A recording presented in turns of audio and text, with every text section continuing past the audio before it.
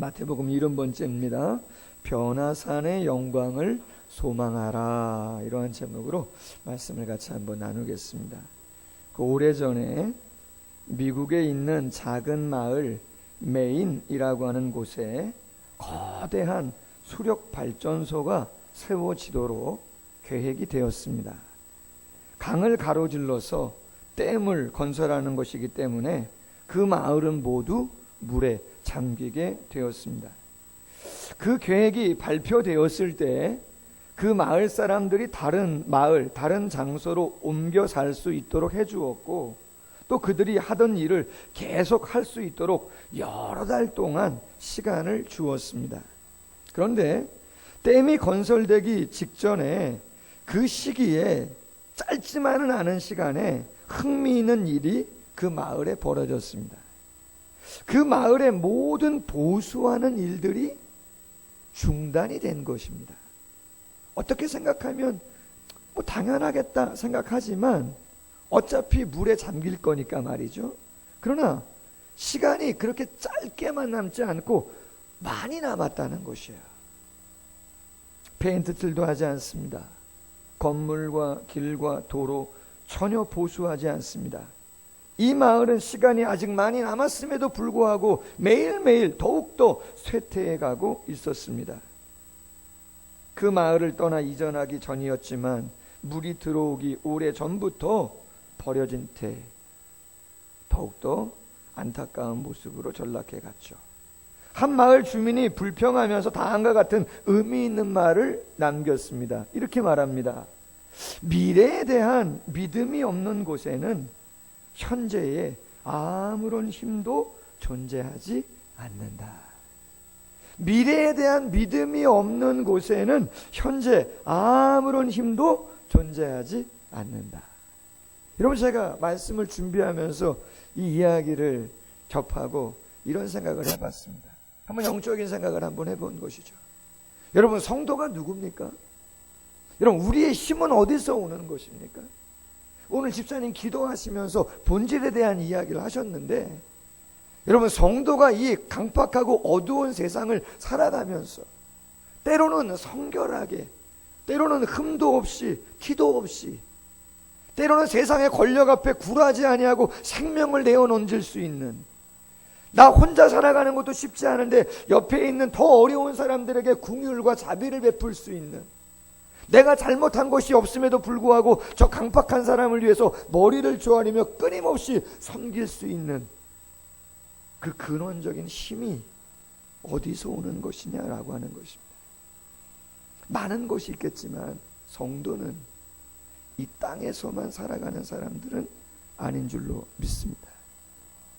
이 세상 70, 이 세상 80, 100세의 시대라 할지라도 그 100년을 살고 끝나는 것이 아니고, 성경의 기록처럼 이 땅의 삶은 의미 있고 가치 있고 누릴 수 있고 함께 할 수 있는 것들이 많이 있는 가치 있는 삶이지만, 바람과 같고 아침 안개와 이슬과 같은, 어떤 면에서는 헛될 수밖에 없는 그러한 삶이고, 정말 우리가 믿는 것은 저 하나님 나라. 아멘. 저 하나님 나라. 지금 보여지는 이 모습이 아니라, 여러분, 지금의 모습에 만족하십니까? 아유, 자족이시죠. 다 만족하십니까? 저는 만족 안 합니다. 죄송합니다. 저는 무릎이 안 좋아요, 관절이. 요새 우리 사랑을 그리는 FC가 또 성도님 또 오시고 또 청년들도 조금 더 참석하고 해서 열심히 뜁니다.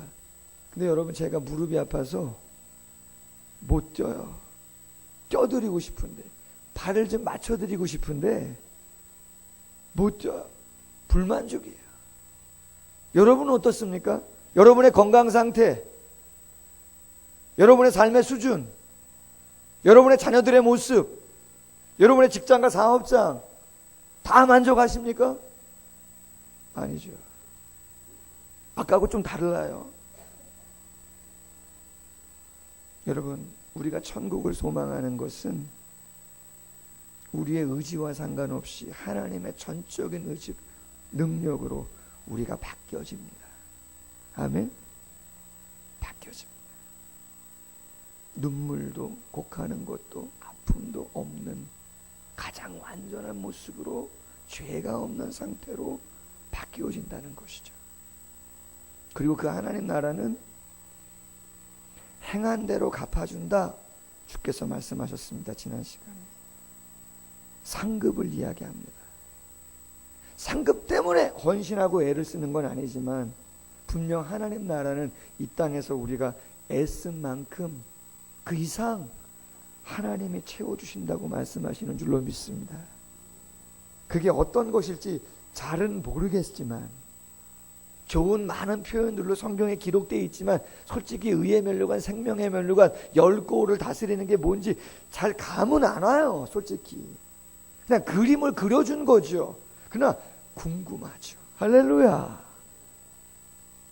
하나님 나라를 왜 사모합니까? 보고 싶은 사람들이 있습니다. 먼저 돌아가신 아버님과 어머님,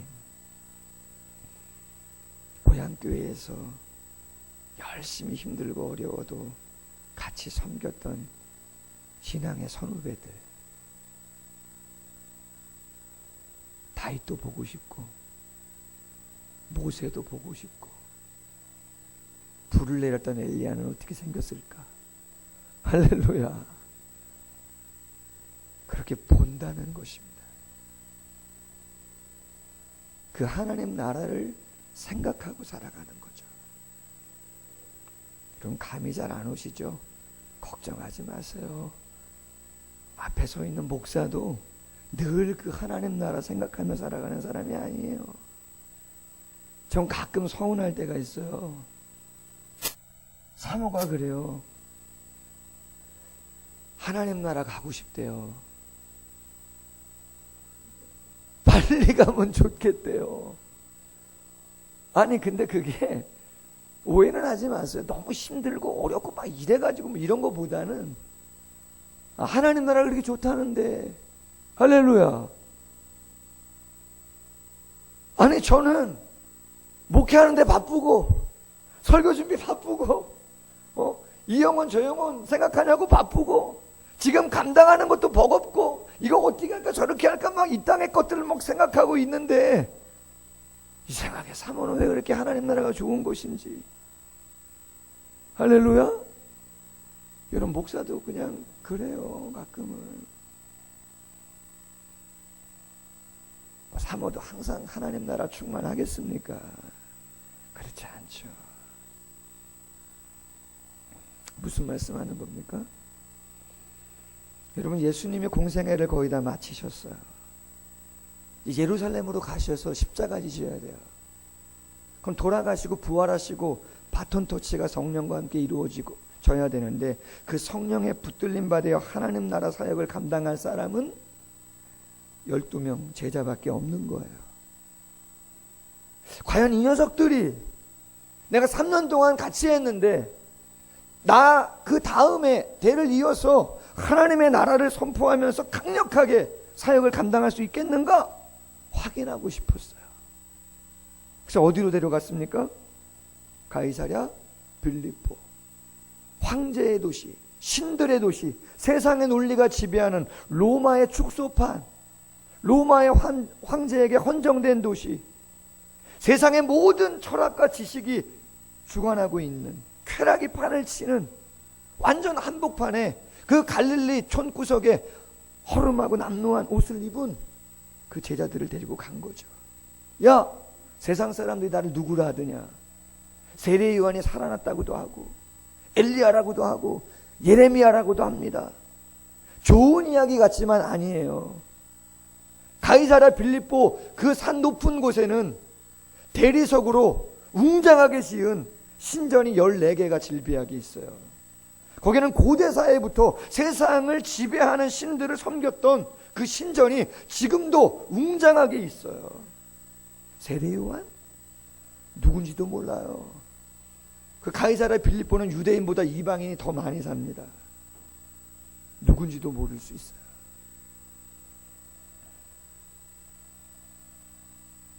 너희들은 나를 누구라 하냐? 주는 그리스도시요 살아계신 하나님의 아들입니다. 그리스도 메시아, 로마의 황제가 왕 같지만 그가 왕이 아니고 당신이 진정한 왕입니다. 하나님의 아들, 허상이고 사람들이 지어놓은 신전, 그건 아무런 의미가 없고 오직 당신이 세상을 창조하고 주관하는 하나님이십니다. 할렐루야. 예수님이 흡족했죠. 그래서 뭐라 그래요? 바요나 시몬아, 네가 복이 있다. 이것을 알게 한 것은 네가 아니고 혈육이 아니고 하늘에 계신 하나님이다. 내가 너희가 한 그 신앙의 고백 위에 내 교회를 세우고 음부의 권세가 이기지 못하게 할 것이며, 너희가 이곳에서 매면 하늘에도 매일 것이고 이곳에서 풀면 하늘에도 풀릴 것이다. 할렐루야. 됐구나 이제. 와, 맹탕인 줄 알았더니 아니네. 그리고 처음으로 이제 당신이 이 땅에 오신 가장 궁극적인 목적을 이야기합니다. 예루살렘에 갈 거야 이제 우리. 들떴죠. 예수님 뭐라 그럽니까? 잡힐 거야. 십자가에서 죽게 될 거야.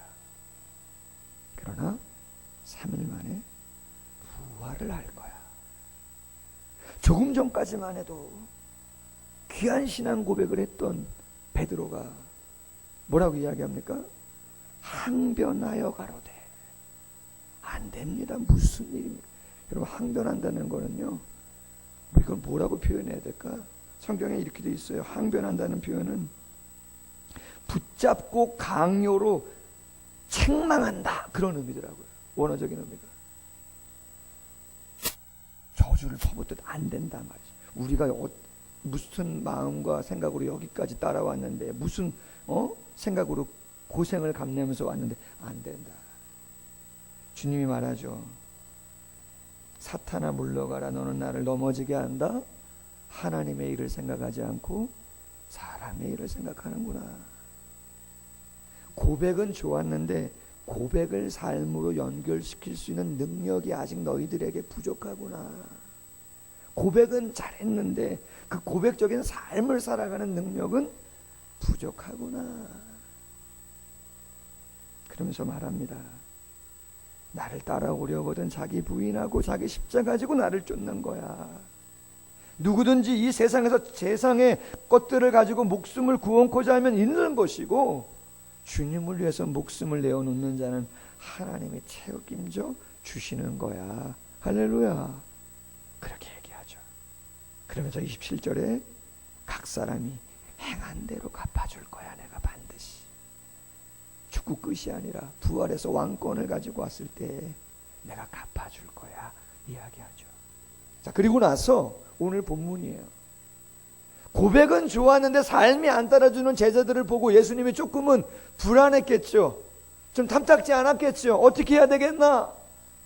야, 함께 기도하러 가자. 누가복음 9장에 보니까 오늘 본문하고 같은 본문인데, 기도하러 산에 가자. 어느 산인가? 그 당시에 가장 높았던 헬몬산이라고, 해발 2800m, 가이사랴 빌립보에서 6일 정도 더 북쪽으로 올라가면 있는 그곳으로 제자들을 데리고 갔습니다.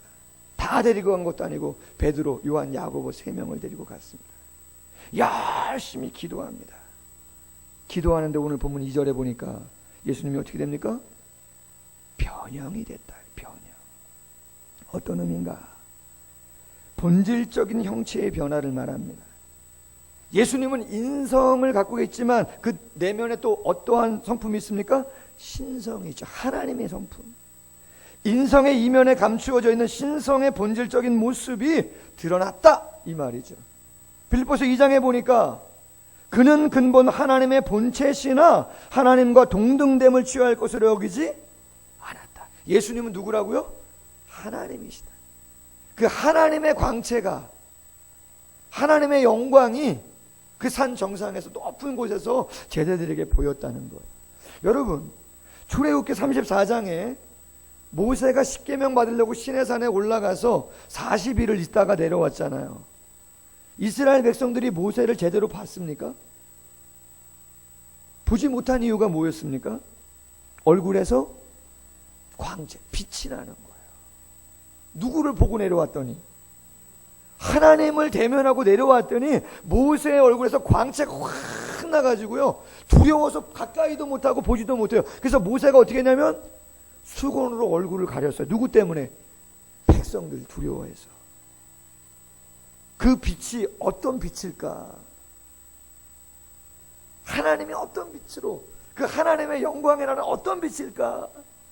모르죠. 저도 몰라요, 여러분. 그냥 어마어마한 빛이라는 거죠. 이 세상에선 경험할 수 없는 영광의 빛이라는 것이죠. 그리고 나서 모세와 엘리야가 찾아옵니다. 왜 수많은 사람 중에 다윗도 있고, 그죠? 다른 많은 믿음의 사람들 많은데 왜 모세와 엘리야가 왔을까? 여러 가지 해석이 있어요. 모세는 율법을 받은 사람, 율법을 통해서 하나님의 공동체를 세워가려고 최선을 다했던 사람.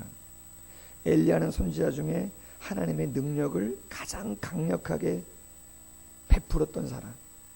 그러나 안타깝게도 모세도 애를 쓰고 엘리야도 애를 썼지만 율법을 행함으로, 기적을 행함으로 이 사상을 완전히 변화시킬 수 있습니까? 없습니다. 마지막 누가? 예수 그리스도가 이 땅에 육신의 몸을 입고 오셔서 무엇을 통해서? 십자가를 통해서 죄와 사망의 권세를 이기고 완전한 구원을 이루려고 하는 순간 모세와 엘리야가 찾아와서 연약한 육체를 갖고 계신 예수님 격려합니다. 응원합니다. 할렐루야. 말씀을 나누죠. 어떻게 베드로가 모세를 알아봤을까? 엘리야를 알아봤을까? 여러분, 알아볼 수 있습니까? 여러분, 천국 가면 모세, 다윗, 맞구나 알아보실 수 있겠어요? 그건 하나님의 은혜죠. 신비한 거죠. 할렐루야. 신비한 건데 알아본다는 거예요. 근데 중요한 건 그게 너무나 좋아가지고 베드로가 예수님에게 청을 합니다. 주님, 여기가 좋사오니 초막셋을 짓고 하나는 주님을 위해서, 하나는 모세와 엘리야를 위해서 여기서 삽시다. 할렐루야. 뭐 예루살렘까지 가서 정권을 뒤엎어가지고 한 자리 해도, 호의호식하고 좋은 곳 입고 그렇게 떵떵거리고 살아도 지금 이 광경, 이 영광의 모습과는 비교가 안 될 것 같습니다. 여기가 좋사오니 여기서 살 수 있도록. 할렐루야. 여러분, 제가 어릴 때 조금 없이 살아서 그런지요 말이에요. 저도 조금 인테리어나 이런 거에 눈이 조금은 가요. 근데 가끔 이 포털 사이트 같은 데 보면 말이에요, 이렇게 좋은 그 홈페이지 메인 화면에 좋은 그러한 집들이나 이런 거 있잖아요. 이런 거 이렇게 나오죠. 그러면 희한하게 그런데 관심이 가요. 와, 이렇게 인테리어를 했구나. 전원생활 하는데 이렇게 하는구나. 거기서 좋은 음의 소스를 제가 받기도 하는데 말이죠. 눈이 가요. 근데 하나님 나라는요, 게임도 안 되는 줄로 믿습니다. 게임도 안 되죠. 할렐루야. 전문 용어죠. 잽이 안 된단 말이죠. 잽이 안 돼요.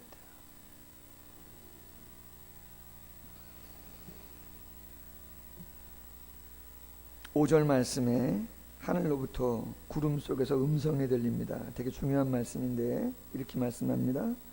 이는 내 사랑하는 아들이요 내 기뻐하는 자라. 너희는 그의 말을 들으라. 여러분, 앞에 있는 이는 내 사랑하는 아들이요 내 기뻐하는 자라, 이 말씀은 예수님이 세례 요한에게 요단강에서 세례받을 때 하늘로부터 들렸던 음성과 같습니다. 시편 2편 7절과 이사야 42장 1절에 나오는 말씀을 인용한 말씀인데 메시아에 대한 확증적인 음성입니다. 바로 예수님이 메시아, 하나님의 아들이다라고 하는 것을 확증하는 구절이에요. 근데 더 중요한 구절은 뭐냐면 그 다음 말씀, 너희는 그의 말을 어떻게 하라고요? 들으라는 거예요. 어떤 의미겠습니까, 여러분? 야, 베드로야, 걱정하지 마라. 두려워하지 마라. 실패가 아니야, 십자가는. 잡힌다고 했어. 돌아가신다고 했어. 그게 패배가 아니야. 너희가 세상에서 바보처럼 못난 것도 없는데 더 머리를 조아리고 더 많은 것을 가질 수 있음에도 불구하고 탐욕을 부리지 아니하고 정욕에 치우치지 아니하고 누가 보겠어? 얼마든지 세상 사람들 다 그렇게 살아가지만 하나님 앞에서 조그만 것임에도 불구하고 흠도 없이 점도 없이 티도 없이 살아가려고 애쓰는 거 잘못 사는 거 아니야. 너도 마음껏 즐길 수 있고 성공을 위해서 달려갈 수 있지만 그렇게 안 사는 거 잘못 사는 거 아니야. 예수가 말하는 대로 그렇게 살아가. 할렐루야. 이유가 뭡니까? 내가 보여주고 있잖아, 지금 너희의 마지막을. 이것이 너희가 경험해야 될 마지막 모습이야. 할렐루야. 미래에 대한 믿음이 없는 곳에는 현재 아무런 힘도 존재하지 않는다. 영국의 구세군 사령관을 지냈던 토마스 윌슨은 이런 말을 합니다. 자기 마음을 미리 천국으로 보내지 않는 사람은 천국에 갈 수가 없다. 단호하죠.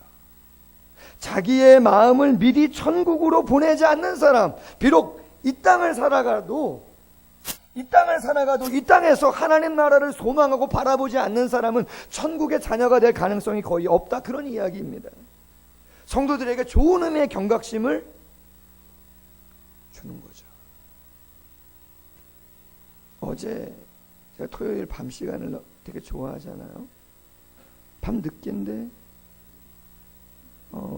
인터넷에 머리 기사가 떴는데 뭐 그것이 알고 싶다라고 하는 방송을 했는데 오래전 한국 교회로부터 이단으로 정죄됐지만 베레아 김기동 목사 성락교회, 그죠? 귀신론 벌써 오래됐습니다. 이단으로 정죄된 지가.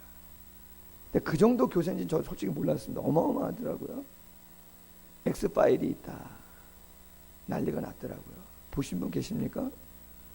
난리가 났어요. 그 일이 아니더라도 한국교회가 힘을 잃고 많은 지탄의 대상이 되고 어떻게 해결해야 되는가 어려운 상황입니다. 어디서부터 어떻게 누가 풀어갈 수 있나? 여러분, 시한부 종말론은 이단입니다.